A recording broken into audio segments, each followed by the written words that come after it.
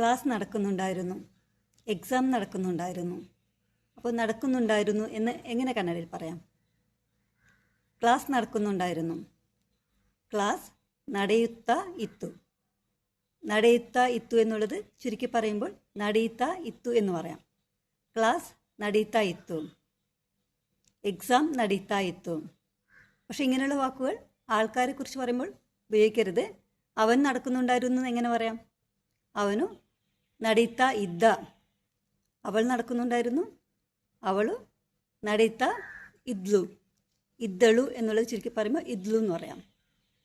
ಅವರು എന്നാണെങ്കിൽ ನಡೆಯುತ್ತಾ ಇದ್ದರು. ഇദ്ದರು എന്ന വാക്ക് ചുരുക്കി പറയുമ്പോൾ ഇദ്രു എന്ന് പറയാം. നമ്മൾ വന്നപ്പോൾ പരീക്ഷ നടക്കുന്നുണ്ടായിരുന്നു. ನಾವು ಬಂದಾಗ ಪರೀಕ್ಷೆ ನಡೀತಾ ಇತ್ತು. സ്കൂളിൽ മത്സരം നടക്കുന്നുണ്ടായിരുന്നു. ಶಾಲೆಯಲ್ಲಿ ಸ್ಪರ್ಧೆ ನಡೀತಾ ಇತ್ತು.